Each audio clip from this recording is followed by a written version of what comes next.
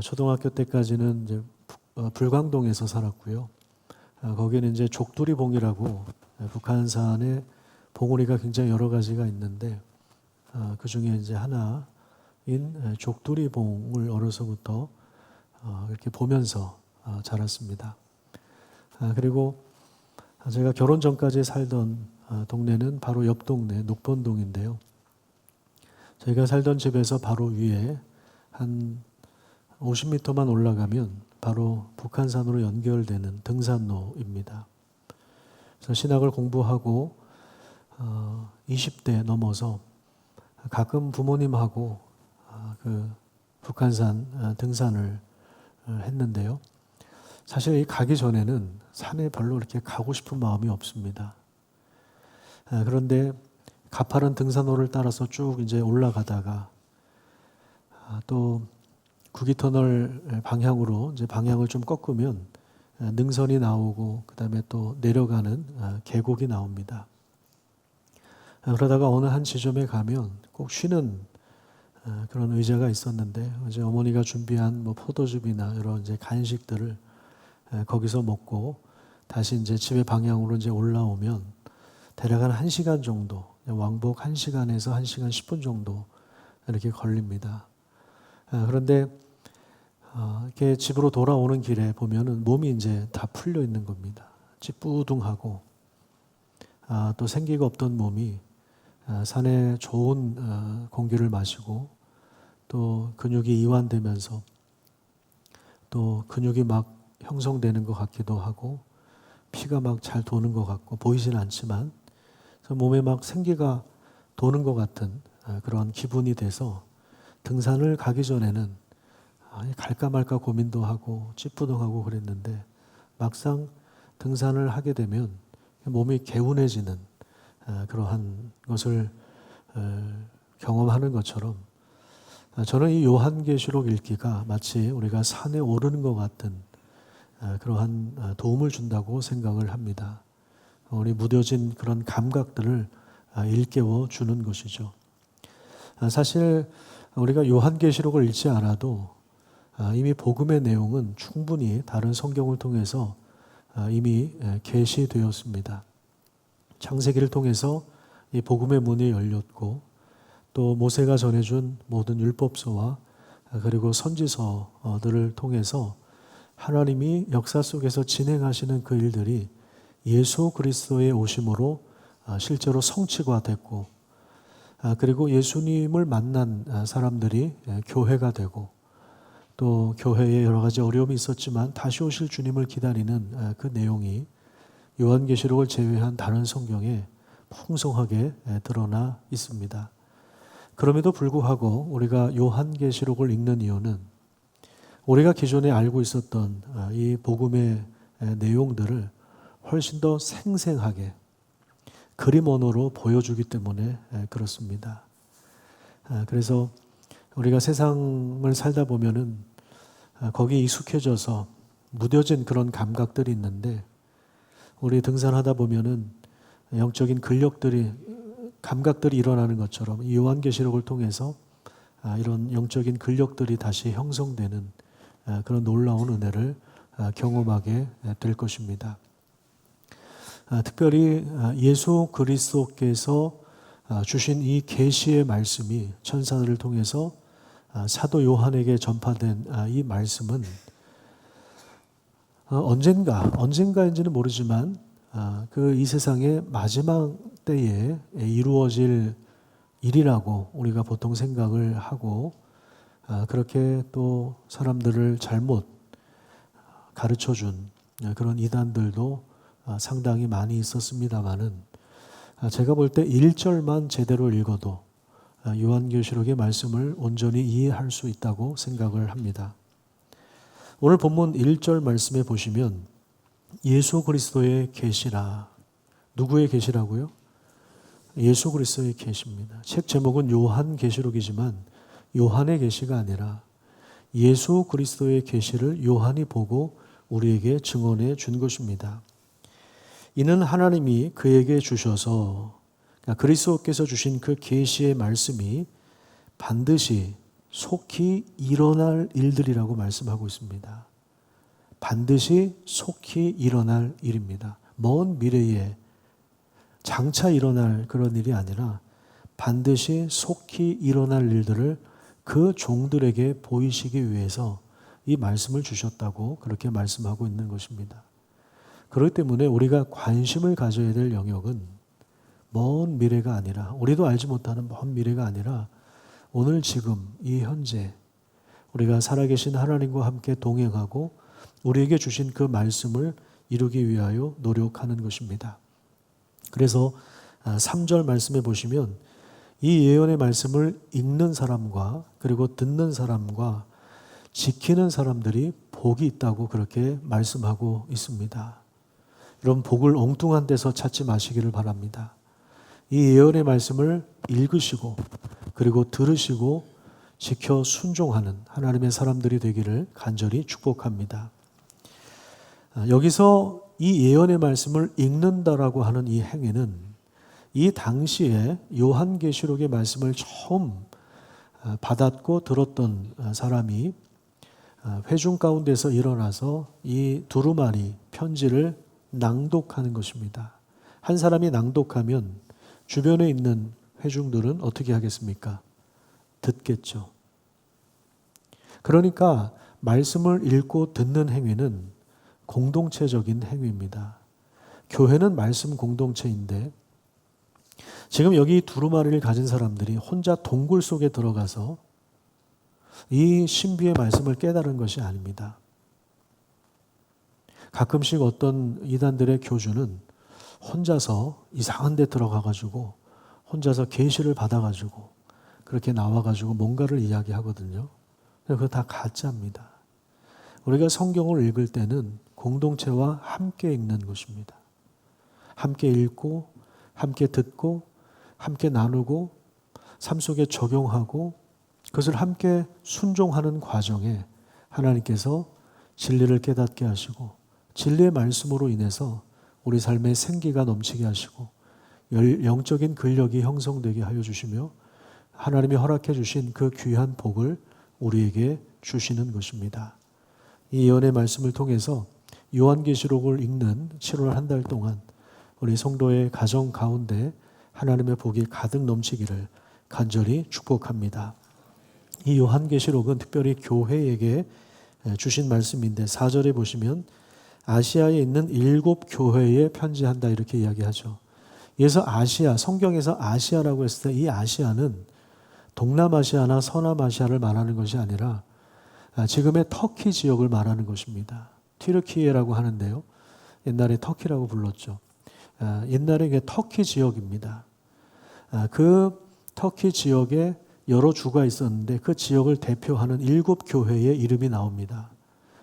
초대교회가 그 7 교회만 있었던 건 아닙니다. 다른 교회들도 많이 있었는데 대표적으로 그 지역을 대표하는 교회의 이름들이 여기 나열된 것입니다. 그래서 이 7 교회에 예를 들어서 에베소 교회라든지 두아디라 교회라든지 버가모 교회라든지 사대 교회라든지 이런 7 교회에 이 편지가 회람된 것이죠. 그래서 이 아시아에 있는 로마의 지배를 받고 있고 고난과 환난 중에 있는 그런 교회들에게 속히 일어날 일들을 말씀하고 있는 그 내용이 바로 요한계시록이며 특별히 우리 성도들에게 종말 감각을 일깨우는 그런 역할을 하는 말씀이 바로 이 요한계시록입니다. 여러분들이 이 종말이라고 하는 단어를 네이버나 사전에서 찾아보시면 어떻게 쓰여져 있냐면 역사의 끝, 세상의 마지막, 이게 이제 종말의 사전적인 의미입니다. 그런데 성경에서 마지막 때라고 하는 것은, 성경에서 종말이라고 하는 것은 어떤 의미가 있냐면 예수 그리스도께서 오신 것 자체를 종말이라고 하는 것입니다. 한번 따라서 볼까요? 예수님이 이 땅에 오신 것, 그게 뭐라고요? 그거 자체를 종말이라고 하는 것입니다. 조금 더 정확하게 말하면 예수님이 오심으로 시작된 그 하나님 나라가 예수님이 장차 다시 오셔서 완성될 때까지의 모든 기간을 종말이라고 하는 겁니다. 그러니까 2000년 전에 예수님이 오셨죠. 그러면 종말이 어떻게 된 거예요?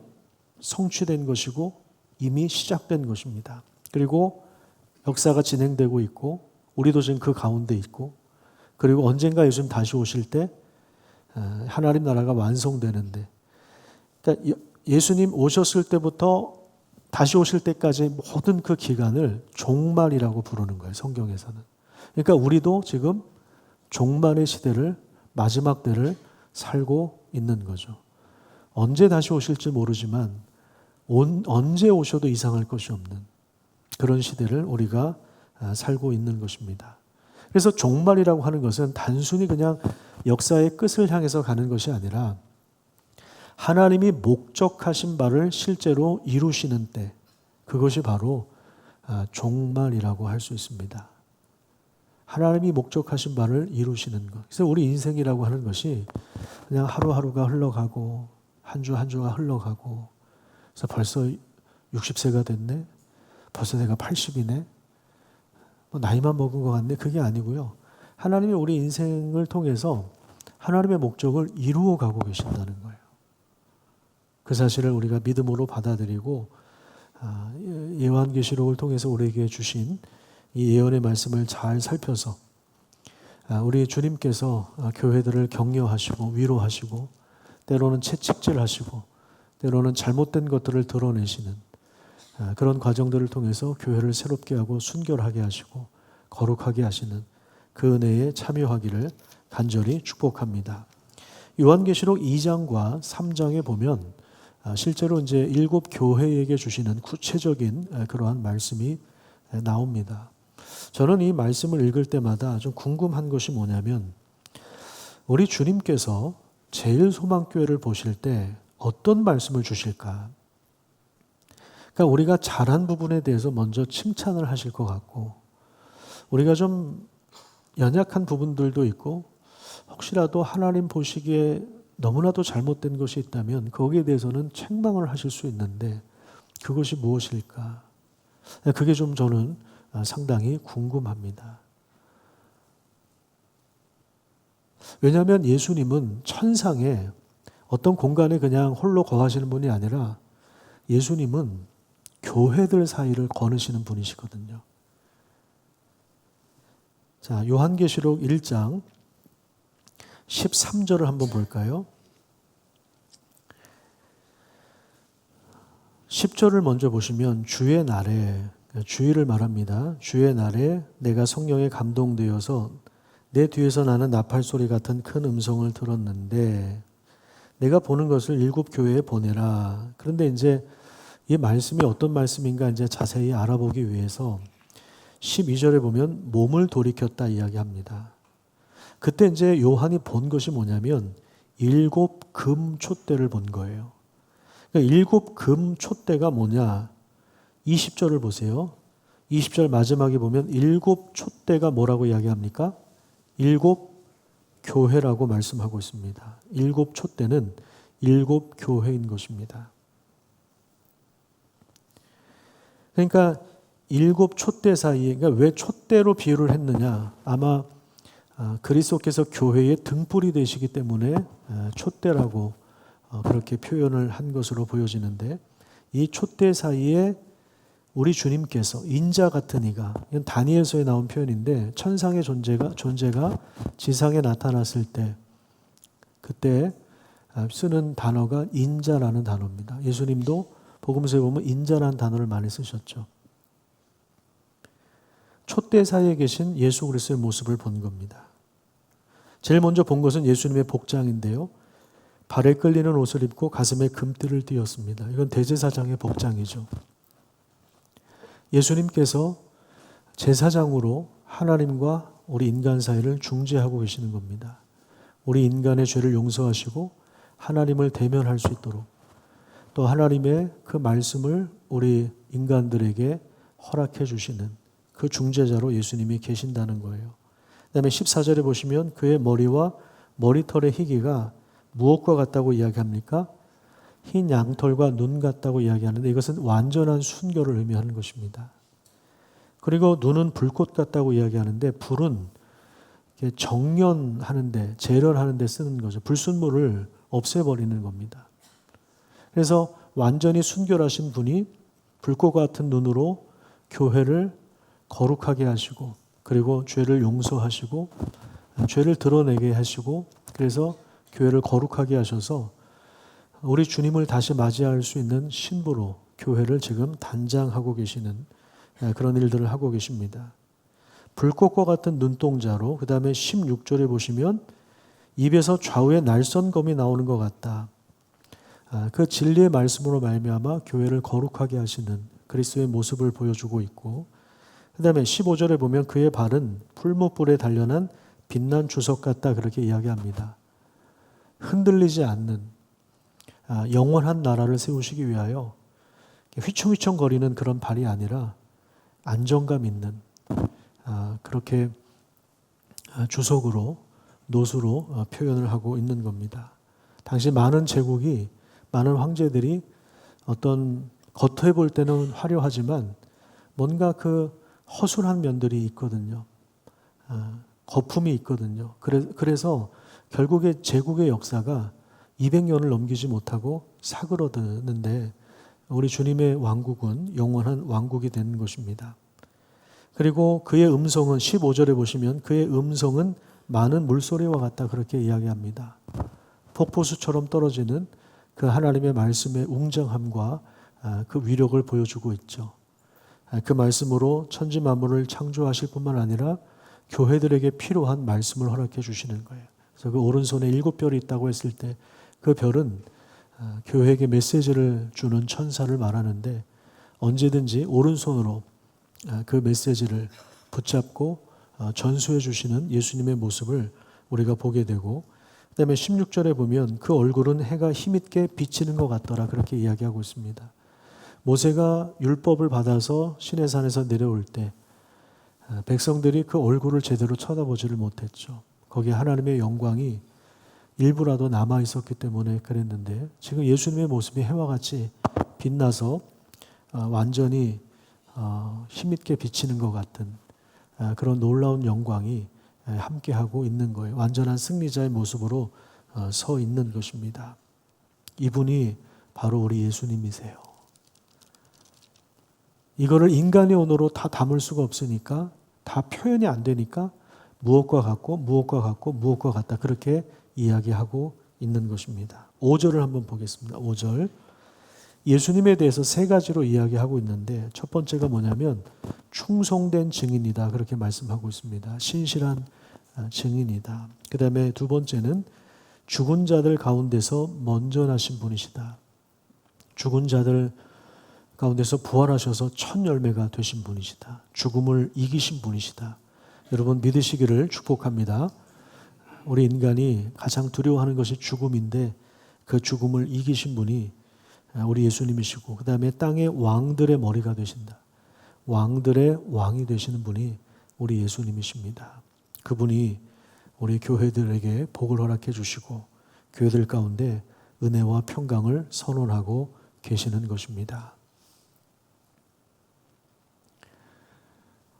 그래서 로마 황제의 핍박과 억압 아래 있었던 그 교회들, 숨도 못 쉬고 있고, 누가 갑작스럽게 붙잡혀가면 사자밥이 되는 그런 현실 속에서 우리 주님이 어떤 분이신가를 실제로 보여주시는 그런 내용들을 통해서 초대 교회들이 힘을 얻었던 것처럼 우리 주님께서 우리 교회들을 붙잡아 주시고 우리 성도들을 은혜 가운데 세워주시기를 간절히 축복합니다. 한 달 전쯤에 우리 유진이 일로 인해서 그 병원에 자료를 좀 가져가려고 삼성 서울병원에 갔는데, 예전에 제가 향산교회 있을 때 담당했던 청년 자매한테 전화가 왔어요. 목사님 혹시 삼성병원에 계세요? 어떻게 알았냐고 했더니 자기 남편이 어머니를 모시고 응급실에 가는 길에 목사님의 옆모습을 힐끗 보았는데 목사님 같다는 거예요. 그래서 나 맞다고 그런데 이제 그 어머니가 말기 암을 앓고 있어서 암이 뭐 다 퍼져 있는 상태에서 그 통증이 심해서 응급실로 이제 들어오시는 길에 그 아들이 이제 저를 본 거죠. 그래서 자기 아내한테 전화를 해서 목사님 같은데 혹시 목사님이 시간이 되시면 우리 어머니를 위해서 기도를 좀 해줬으면 좋겠다. 이야기를 하더라고요. 그래서 그 응급실에서 만났어요. 응급실 앞에서 만나서 휠체어에 앉아있는 그 어머니. 연세가 60밖에 안 되세요. 근데 암이 뭐 다 퍼져가지고. 근데 저를 보고 얼마나 기뻐하시는지 처음 뵙는 분인데 정말 간절하게 기도를 해드렸죠. 복도 거기 이 큰 병원들은 사람들이 얼마나 많은지 막 사람들이 막 왔다 갔다 하는 거기에서 정말 간절하게 그 어머니를 위해서 기도를 해드렸거든요. 근데 이분이 그 후에 굉장히 위로를 받았다고 하세요. 약속하고 만난 것도 아닌데. 근데 이제 어제 연락을 받았습니다. 돌아가셨다고 연락을 받았어요. 3주 만에 돌아가신 거예요. 근데 그 3주간의 기간, 그 병원에서 이제 못 나오셨죠. 거기 들어가셔서 계속 입원해 계시다가 통증 가운데 계셨는데 그럼에도 불구하고 하나님의 위로와 격려 가운데 그 시기를 보내셨다는 그런 이야기를 어제 들었습니다.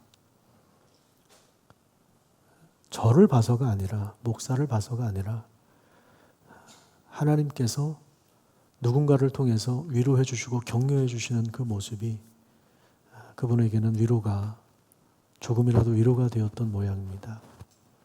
여러분, 우리가 어떤 상황에 있든지 간에 우리가 바라봐야 될 분은 바로 그리스도입니다. 그리스도가 어떤 분이신가? 요한계시록에 요즘 1장만 읽어봐도 우리가 믿는 예수님이 엄청난 분이십니다.